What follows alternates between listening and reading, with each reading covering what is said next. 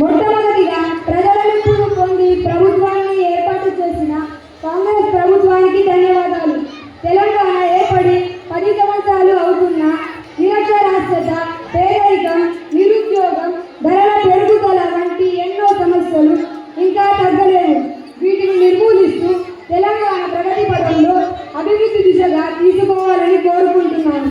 అంతేకాదు ఈ సభను సజావుగా ఎటువంటి పక్షపాతం లేకుండా జరిపిస్తానని హామీ ఇస్తున్నాను. నన్ను స్పీకర్గా ఎన్నుకున్నందుకు సభ సభ్యులందరికీ ధన్యవాదాలు.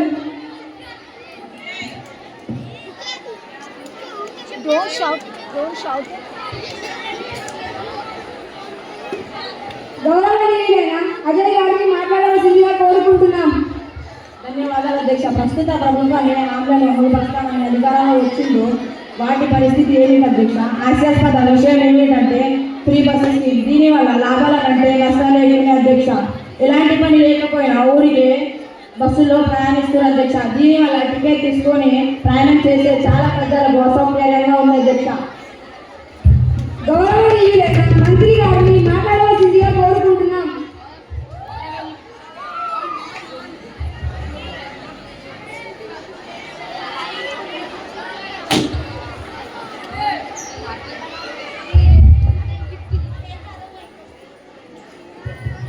గౌరవనీయులైన ముఖ్యమంత్రి గారు కేబినెట్లో రవాణా శాఖ మంత్రిగా అయినందుకు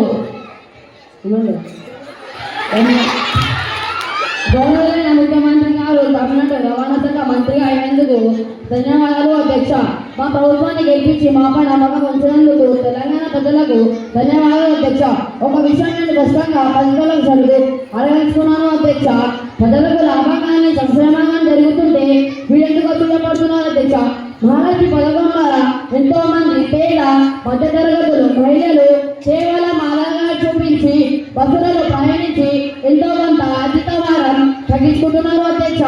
ఇది కదా సంక్షేమం, ఇది కదా అభివృద్ధి, ఇది కదా మాకు అధ్యక్ష.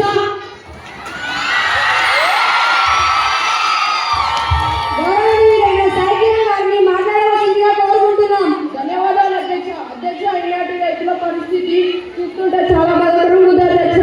ఎందుకంటే వీరిచ్చిన హామీలలో ప్రధానమైన రైతు సంక్షేమం, వీరికి ఇస్తానన్న పెట్టుబడి నేను అడుగుతున్నా అధ్యక్ష. రైతులకు రైతు బంధు రాలేదు, రుణమాఫీ కాలేదు, కౌలు రైతులు, కూలీ రైతులు ప్రస్తుత పరిస్థితి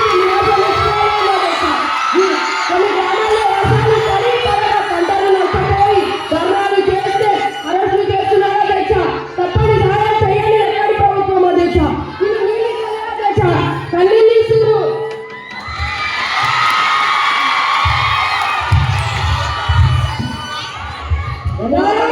మంత్రి గారిని మాట్లాడవలసిందిగా కోరుకుంటున్నాం. ధన్యవాదాలు అధ్యక్ష. ప్రథమ వ్యవసాయ శాఖ మంత్రిగా నాకు బాధ్యతలు చేపట్టినందుకు సీఎం గారికి, రాష్ట్ర ప్రజలకు ధన్యవాదాలు అధ్యక్ష.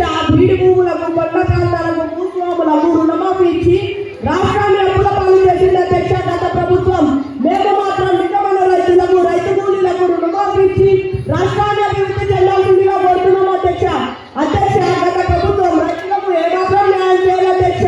మా ప్రభుత్వం 100కి 100 రోజులలో 100కి 100% రుణమాఫీ ఇచ్చి రైతులను అభివృద్ధి చెందాలని చూసింది అధ్యక్ష.